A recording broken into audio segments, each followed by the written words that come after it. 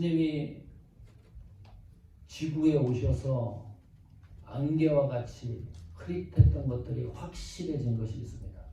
요한복음 1장 14절에 보니까 영광, 은혜, 진리 이 세 영역입니다. 충만하더라, 넘쳐 흘렀다, 선명해졌다. 지구에 살고 있는 모든 사람들에게 공개되었다. 쉽지 않는 거죠.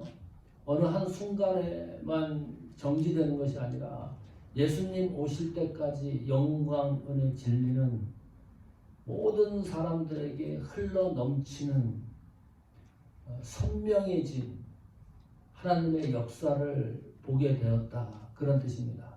충만하더라. 사람들이 변명할 여지가 없습니다. 예수님을 믿어서 구원을 받느냐 안 받느냐 이런 논쟁에서부터 하나님 나라를 어떻게 가야 되느냐, 우리의 신앙과 믿음은 어떤 것이냐, 인간들이 하나님을 향해서 변명할 여지를 남겨두지 않았습니다.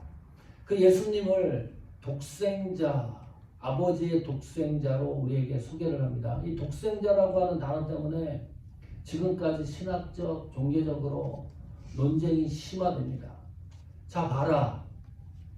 아버지의 독생자라고 성경이 말하고 있지 않느냐. 그러므로 예수 그리스도는 신이 아니다.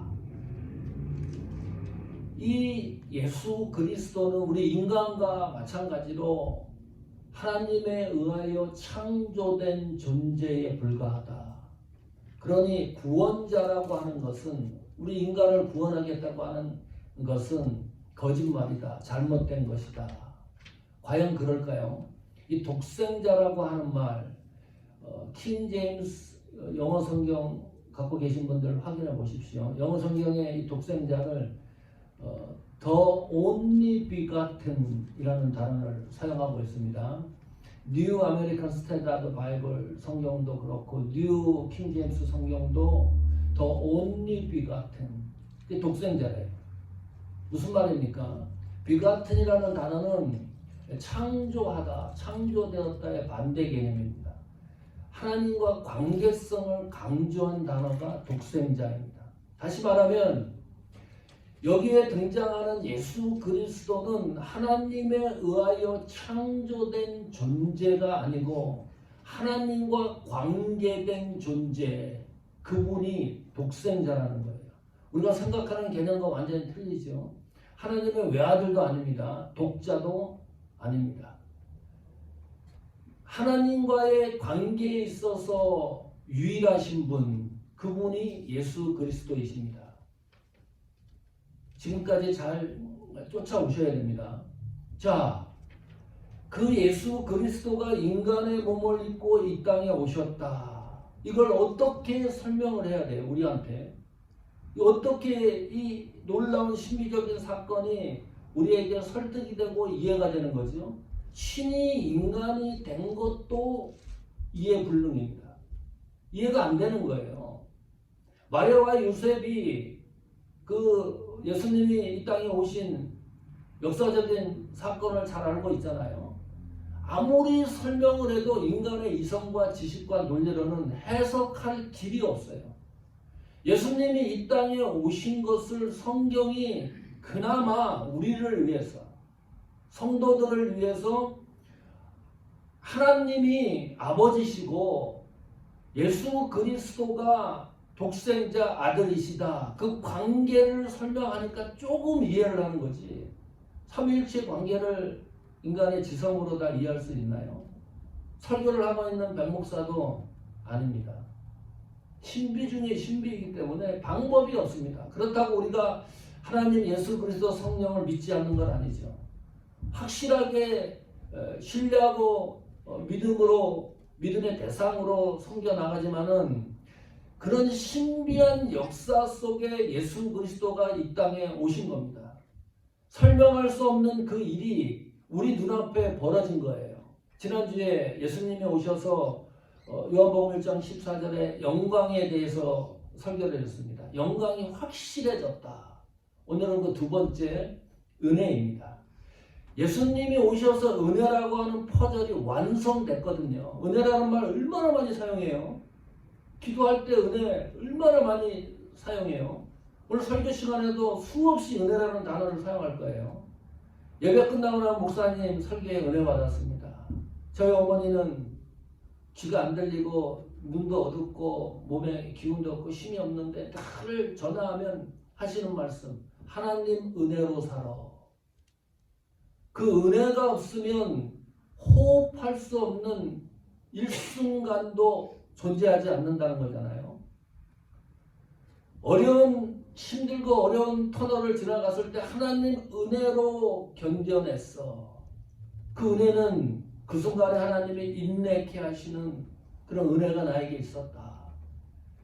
일반 사람들도 성경에서 나오는 은혜라고 하는 의미는 모르지만 나는 저 사람한테 은혜를 받았어.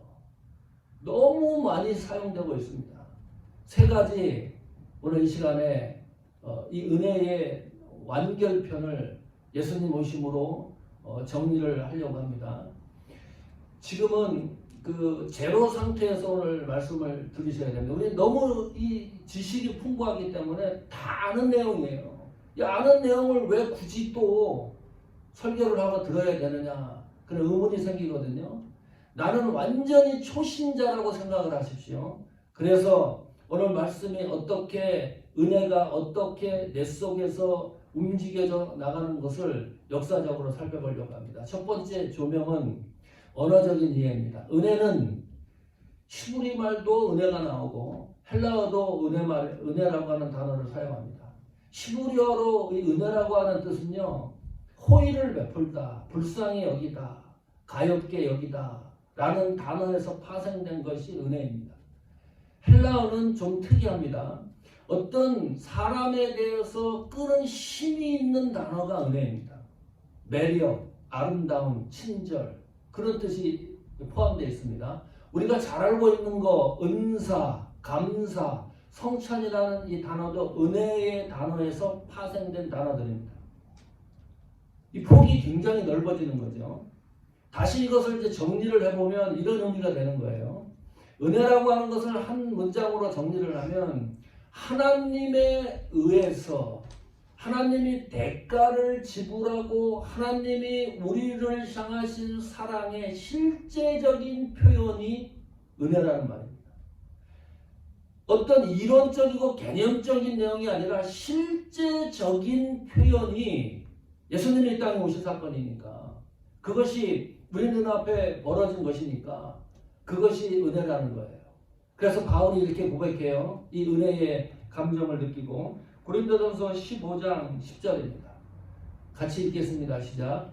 그러나 나의 나된 것은 하나님의 은혜로 된 것이니 내게 주신 그의 은혜가 헛되지 아니하여 내가 모든 사도보다 더 많이 수고하였으나 내가 아니요 오직 나와 함께 하신 하나님의 은혜로다. 은혜라는 단어를 사용해서 이런 문장을 한번 만들어 보십시오. 하나님이 나에게 주신 은혜를 나는 어떻게 표현할 수 있는가? 사도 바울은 이렇게 얘기를 해요. 나의 나된 것, 그게 무슨 말이에요? 내가 이 세상에 존재하는 것, 굉장히 위대한 발견이에요. 내가 어떤 존재인지, 내가 이 세상을 어떻게 살아가야 되는 것인지, 죽고 난 이후에 나는 어떤 모습으로 되어져 가는지, 어떻게 살아야 되는지, 이게 존재론적인 거잖아요. 이 철학자들, 문학가들은요, 인간은 어떤 존재인가 이 문제를 가지고 씨름을 하다가 밝혀내지 못해가지고 자살하는 사람도 있어요. 근데 하나님은 하나님으로부터 우리가 은혜를 받아서 내가 어떤 존재인 것을 알게 된 것, 하나님 은혜 때문이다. 내게 주신 그 은혜가 헛되지 아니할 것이다. 하나님이 나에게 주신 이 은혜는 변하지 않을 것이다. 지속될 것이다. 내가 모든 사도보다 더 많이 수고하였으나 내가 아니요. 삶을 얘기하는 거예요. 오직 나와 함께 하신 하나님의 은혜로라. 내가 받은 이 은혜는 지구에서 사는 유한한 은혜가 아니고 무한한 영원성에 기초한다. 그런 말이지. 그래서 은혜의 특징을 세 가지로 축소할 수 있습니다. 첫 번째, 은혜는 하나님 절대 주권의 은혜입니다. 다시 말하면 이 은혜는 하나님의 소유이지 인간의 소유물이 아니다. 두 번째, 이 은혜는 하나님의 선물입니다. 대가 없이 우리가 받은 거예요. 자, 하나님의 어떤 대가를 위해서 하나님의 은혜를 우리에게 주셨다 그러면 어떤 일이 벌어지나요? 그것은 은혜가 아니지요. 하나님이 얄팍한 수단을 동원을 해서 은혜를 주시고 어떤 대가를 하나님의 요구한다 그러면 그 은혜라고 말할 수가 없습니다. 그래서 우리는 무조건적인 은혜라고 말합니다. 또 은혜는 영원성에 기초한다. 유한하지 않는 거예요. 변하지도 않지만 변질되지도 않고 주권한 의에도 이 은혜의 감동과 감격이 내 삶의 존재에 영향력을 미치는 그런 은혜입니다. 그런 은혜가 예수님이 이 땅에 오셔가지고 확실하고 분명해졌습니다. 두 번째, 성경에 나타나는 은혜의 실제 두 군데만 보겠습니다. 최초로 구약 성경에 나타나는 은혜라는 단어의 성경입니다. 창세기 6장 8절입니다. 읽어볼까요? 그러나 노아는 여호와께 은혜를 입었더라. 신구약 성경 최초로 은혜라는 단어가 창세기 6장 8절에 등장을 해요. 자, 보십시오. 그러나 그 위에 창세기 6장 1절부터 7절까지 어떤 내용이 들어있는 거예요. 그런 상황에 노아는 여호와께 은혜를 입었더라. 특이한 문장입니다. 왜 노아가 은혜를 입었을까요? 무슨 어떤 이유, 어떤 원인에 의해서 노아는 하나님에게 은혜를 입은 사람이었을까요? 몰라요. 왜 노아에게 하나님이 은혜를 주셨는지 알 길이 없어요. 하나님이 나에게 은혜를 주셨는데 지금까지 아무리 생각을 해도요, 내가 어떤 이유에 의해서 하나님이 나에게 은혜를 주셨는지 그거 설명할 분 계십니까? 내가 은혜 받은 것이 내가 어떤 이유에서 하나님이 나에게 은혜 주셨는지를 논증적으로 이야기할 분이 있습니까? 몰라요. 어떤 이유인지 모르는데 노아는 여호와께 은혜를 입었다. 모르기 때문에 은혜입니다. 홍수 심판으로 살아날 수 있는 유일한 길은 하나님의 은혜입니다. 이거 대단한 거예요. 창세기 6장 5절 보십시오. 이렇게 기록되어 있어요. 그 당시 상황을. 여호와께서 사람이 죄악이 세상에 관영한가 풍부했다는 거예요. 그 마음의 생각이 모든 계획이 항상 악할 뿐임을 보시고 하나님이 결정을 한 겁니다. 홍수로 이 우주 세계를 쓸어버리겠다. 죄가 풍년이 들어갔고요. 생각하는 것이 악한 거예요. 계획하는 것이 모든 것이 악한 거예요. 그런 시대에 살아남을 수 있는 것은 하나님이 노아에게 주신 은혜입니다. 그런 시대에도 생존하는 사람이 있다. 누구예요? 노아입니다. 왜요? 하나님이 은혜를 주셨기 때문에. 이해가 갑니까? 전 세계를 물로 쓸어버려요. 하나님이. 노아를 살려요. 노아 가족을 살려요. 이유는 하나님에게 은혜를 받은 존재이기 때문입니다. 그거를 복구하고 리모델링을 하려고 그러면 돈이 얼마나 들까요? 하나님이 전 세계를. 다시 그것을 다 꿰맞춰가지고 하나님 원하시는 방향대로 움직인다고 생각을 해보십시오. 이 세상과도 바꿀 수 없는 것이 은혜입니다. 돈으로 계산을 해보십시오. 이 세상과. 그거잖아요. 세상을 물로 심판할지언정 은혜 받은 한 사람이 중요한 거예요. 하나님이. 우리가 그런 은혜를 받고 있는 존재예요. 여러분, 하나님이 그 은혜를 받았다, 내가 그 은혜 속에 살아간다 그랬을 때 세상보다 귀한 은혜를 내 속에 보석처럼 간직하고 이 세상을 살아간다는 느낌이 어느 정도입니까? 세상이라 그러니까 헷갈리죠. 캘리포니아 주인이라고 생각해 보세요. 돈이 얼마나 들어올까요?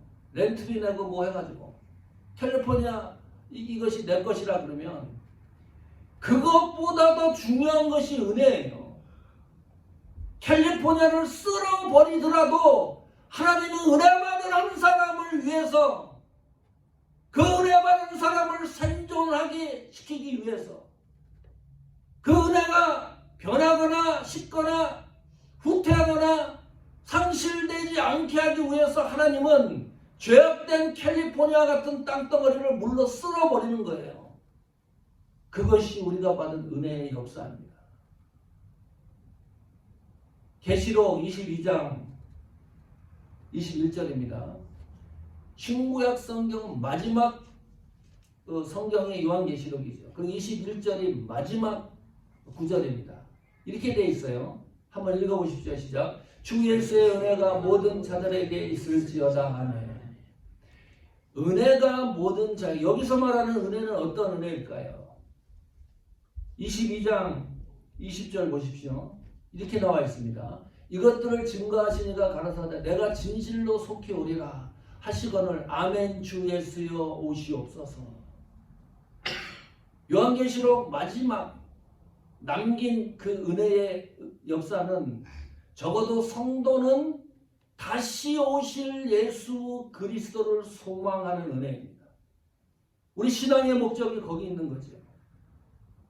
죽는 데 있는 게 아니라 예수님 오시는 것을 기다리며 신앙생활에 나가는 이 세상에서 하나님 나라의 목적을 두고서 걸어가는 그 소망의 은혜를 우리에게 주셨다.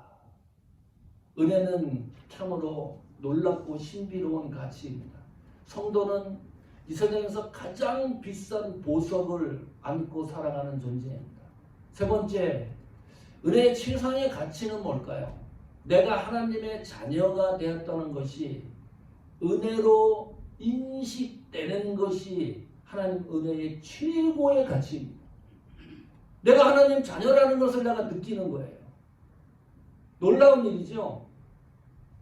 보통 일이 아닙니다. 나는 하나님 자녀라는 사실을 알게 되는 것이 은혜에 대한 최고의 가치입니다. 그러면 궁금한 게 있습니다. 하나님의 자녀는 어떻게 되어질까? 너무 잘 알아요, 우리가. 그래서 아까 설교 서두에 모든 걸 내려놓고 오늘 말씀에서 다시 한번 은혜를 발견하는 겁니다. 제로로 생각을 하고 나는 예수님을 전혀 모른다고 생각을 하고 오늘 말씀을 잘 상고해 보십시오. 요한복음 1장에는 예수 그리스도를 빛으로 묘사했습니다. 빛이 어둠을 비치는 거예요. 그 빛이 이 세상에 온 거예요. 그 빛이 이 세상에 왔는데 반응에 대해서 성경이 기록을 해놨어요. 요한복음 1장 5절입니다. 읽어보겠습니다. 시작. 빛이 어둠에 비치되 어둠이 깨닫지 못하더라. 이 빛이 1마일 거리에서 어둠을 비친 건가요? 이 빛이 100마일 거리에서 어둠을 비친 건가요? 여기 빛이 어둠에 비치되 그랬는데 이 빛이 어느 거리에서 비친 게 아니고 어둠 정중앙 안에서 비치는 거예요. 거리가 떨어진 상태에서 어둠을 비치는 게 아닙니다. 이 정중앙에 빛이 와서 그 빛이 비치는 거예요. 빛이 어둠을 비치면 어떤 일이 일어나요? 어둠이 사라집니다. 이거 모르는 사람이 있나요? 국문학생들도 이해가 돼요. 어둠은 빛을 이길 수가 없어요. 빛이 들어가면 어둠은 사라져요. 그런데 깨닫지 못하더라. 이해하십니까? 요한복음 1장 5절의 말씀을. 빛이 어둠에 비치면 어둠이 사라지는 논리를 인간들이 깨닫지 못하더라. 이해가 안 되는 거예요. 이것이 우리 인간의 모형입니다. 요한복음 1장 10절입니다. 그가 세상에 계셨으며 세상은 그로 말미암아 지은 바 되었으니 세상이 그를 알지 못하였고. 이것도 신기할 노릇이에요. 예수님이 이 세상에 계셨다. 예수님이 창조한 세계예요. 그런데 세상이 그를 알아보질 못해요. 이런 무지가 어디 있습니까? 요한복음 1장 11절 보십시오. 자기 땅에 오매 자기 백성이 가만. 예수님이 창조하신 땅에 오셨다. 그리고 이것은 자기 백성입니다. 하나님의 백성입니다. 무슨 하나님을 모르는 사람이 아니고 하나님의 백성이 영접지 아니했다. 쟤 때문이죠. 아버지가 집에 왔는데 아버지를 거부하는 거예요. 무시하고 밖으로 밀어내는 거예요. 이것이 우리 인간의 모형입니다. 우리 사람이 대단한 것 같지요? 대단하지 않습니다. 이 정도로 우리 인간이 무지합니다. 예수님이 눈앞에 와 있는데도 깨닫지 못하고 받아들이지 못하고 결국은 죽이잖아요. 이렇게 인간의 지성과 이성이 논리가 파괴되는 거예요. 이것이 인간의 전형적인 모형입니다. 여기서 끝나버리면 비극이죠. 소망이 없는 거니까. 새로 다시 회복할 수 있는 길과 방법이 없는 거니까요. 그런데 하나님이 길을 열어놨습니다. 빛처럼 하나님의 자녀가 되는 방법을 하나님이 우리에게 알려주셨습니다. 그 내용이 요한복음 1장 12절입니다. 읽어볼까요? 시작. 영접하는 자 곧 그 이름을 믿는 자들에게는 하나님 자녀가 되는 권세를 주셨으니. 여기 되다 라는 말인데 become이라는 뜻입니다. 이 동사 스쳐 지나가면 발견하지 못하는 겁니다. 이 뜻이 뭐냐면 과거에는 없었어요. 옛날에는 없었는데 새롭게 나에게 생성된 겁니다. 그 새롭게 생성된 것이 유효한 것이 아니라 영원한 것을 말합니다. 무슨 말이에요? 과거에는 죄로 하나님과 멀어졌는데 내가 어느 날 하나님의 자녀가 됐어요. 그 자녀된 신분이 계속 지속되는 것. 그것이 되는입니다. 권세라는 말은 본질적인 변화입니다. 하나님을 영접하고 그 이름을 믿는 자들에게는 이런 하나님의 자녀가 되는 본질적 변화가 일어나는 것을 하나님이 주신 거예요. 이거 믿습니까? 그럼 하나님을 영접한다는 말은 무슨 말입니까? 가장 높은 자리에서 낮은 자리에 내려와서 예수님이 이 땅에 오셔서 하신 모든 것을 인격적으로 믿고 신뢰하는 겁니다. 단순해요. 복잡한 게 아닙니다. 너무 단순하니까 거기에 이론을 만들고 이거 아닌 것 같다. 구원받는 게 이렇게 간단한 논리냐? 거기에 이제 복잡하게 만드는 거예요. 그러나 성경은 영접하는 자고 그 이름을 믿는 자들에게는 하나님 자녀가 되는 권세를 주셨다. 이것이 구원에 대한 대전제입니다.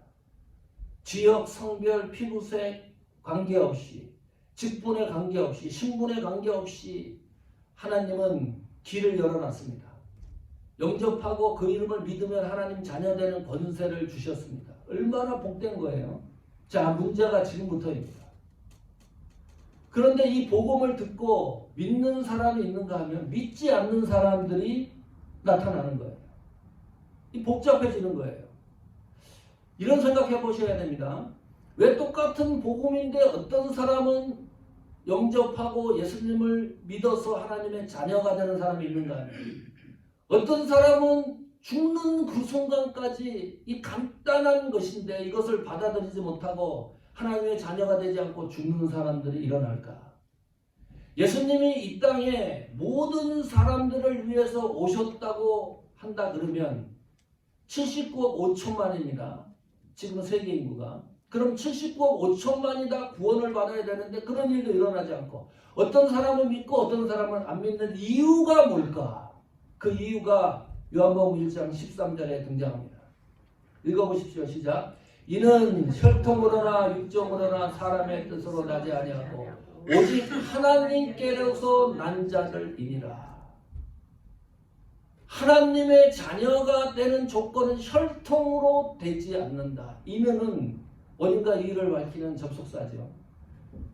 혈통으로 되지 않아요. 피로 되지 않, DNA로 되지 않는다니까요. 두 번째, 육정으로도 하나님 자녀가 될 수 없다. 정력, 욕망입니다. 육정이라는 것이 어디에 쏠려 있어요? 돈과 물질과 권위와 직위와 이런데 우리 인간의 욕망과 욕정이 거기에 정조준되잖아요. 그런 것으로도 하나님의 자녀가 될 수 없다. 사람의 뜻으로도 하나님의 자녀가 되지 않는다. 사람의 뜻이 뭡니까? 사람의 의지와 다른 사람의 말이라든지 나의 행위라든지 이론이라든지 어떤 것이라도 사람의 뜻으로도 하나님의 자녀가 될 수 없다. 하나님의 자녀가 되는 한 가지 길이 있는데 그것은 오직 하나님께 난 자들입니다.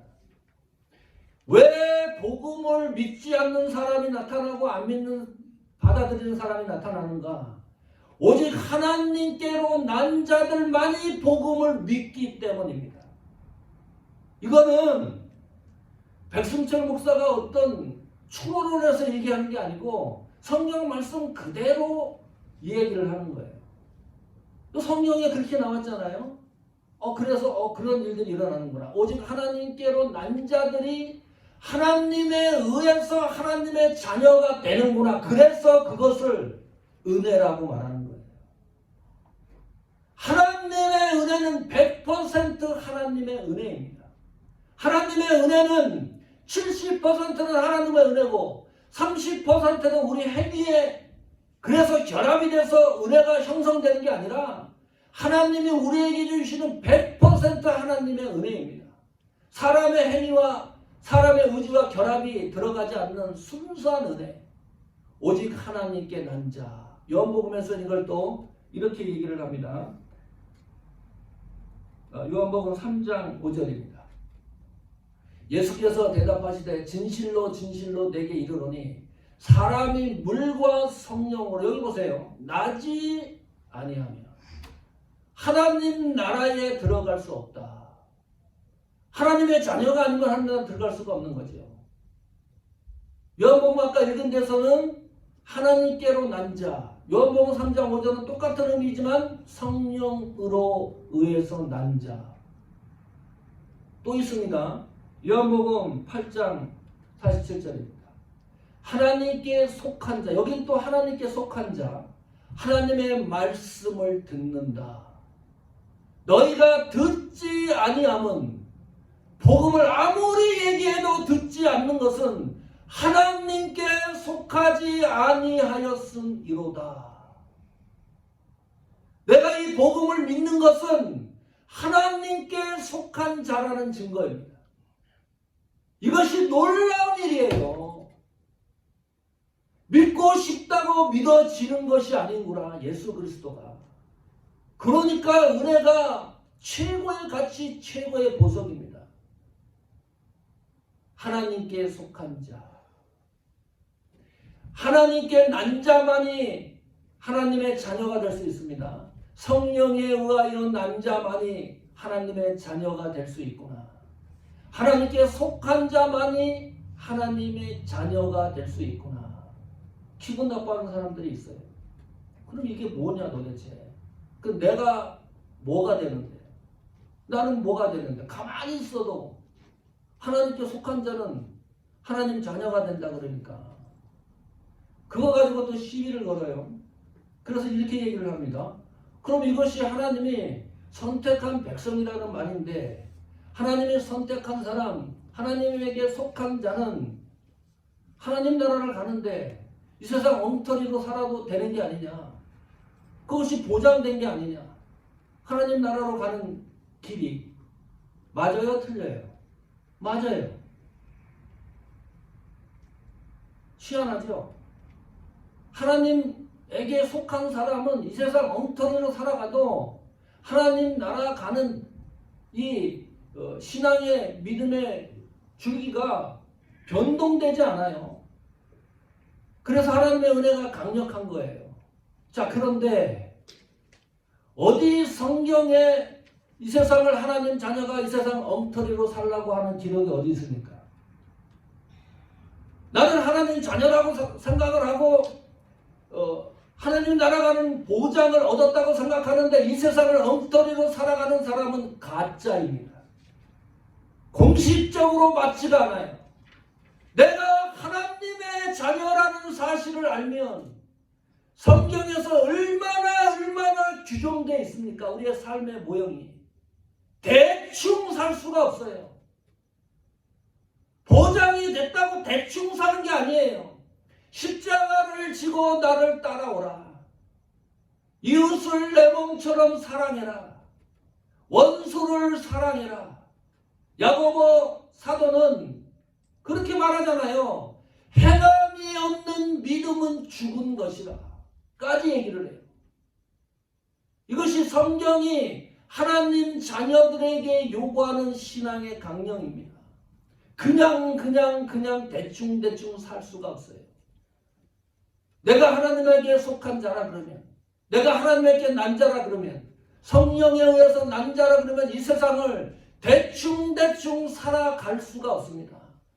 그래서 요한복음 마지막 장 마지막 절에 그 은혜가 주를 고대하는 믿음으로 살아가는 거잖아요. 성도 여러분, 예수님이 이 땅에 오심으로 그 은혜가 내 속에 확실해졌습니다. 그 은혜를 놓치지 마십시오.